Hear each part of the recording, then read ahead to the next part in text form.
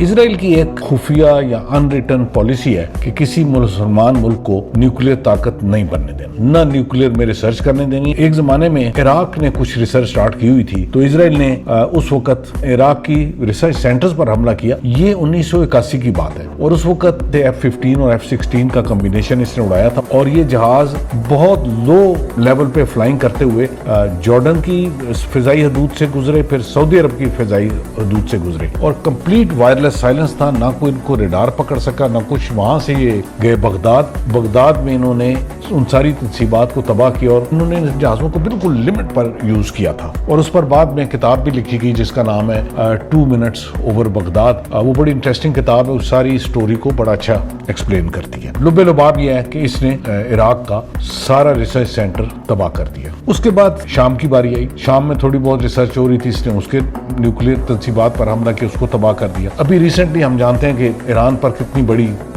इन्होंने एफर्ट की है, उसमें इवन अमेरिका को शामिल किया गया। तो जब इनकी ये पॉलिसी है तो सवाल ये है, और ये सवाल बड़ा सही सवाल बनता है कि पाकिस्तान इसमें से कैसे बच गया।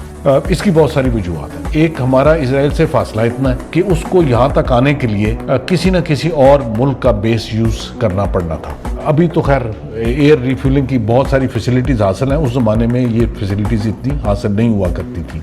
तो इसलिए एक ही चांस था कि वो आके इंडिया से लैंड करे और वहां से हमारे ऊपर हमला करे। और इसकी बहुत दफा साजिश की कुछ कड़ियां नजर आई भारत और इजराइल के गठजोड़ की। एक दो दफा ये खबरें भी आई कि इजराइल के जहाज इंडिया में लैंड किए हैं और पाकिस्तान पर हमला करने के लिए तैयार हैं। तो कोशिश तो इजराइल ने गालिबन बहुत की, लेकिन कामयाब क्यों ना हो सका। उसकी एक वजह यह थी कि पाकिस्तान ने इंडिया को बड़ा क्लियर कर दिया था कि अगर पाकिस्तान पर हमला हुआ तो हम इसको इंडिया से हमला तस्वर करेंगे, चाहे वो किसी थर्ड मुल्क ने भी इंडियन एयर स्पेस यूज करके या इंडियन बेसिस यूज करके पाकिस्तान पर हमला किया। इसलिए इंडिया को चूंकि अपना खौफ था तो इसलिए प्लान को आगे तक ना लेने जाने दिया। वक्त के साथ फिर ये हुआ कि इंडिया ने न्यूक्लियर धमाके कर दिए, उसके जवाब में पाकिस्तान ने न्यूक्लियर धमाके कर दिए और जब न्यूक्लियर धमाके हो गए तो उसके बाद हमारा सिस्टम वैसे ही सेफ हो गया। बिकॉज ये एक हकीकत है कि अगर आपके पास न्यूक्लियर ताकत है, न्यूक्लियर वेपन है, तो आप पर हमला मुमकिन नहीं रहता। तो उसके बाद यही न्यूक्लियर हमारी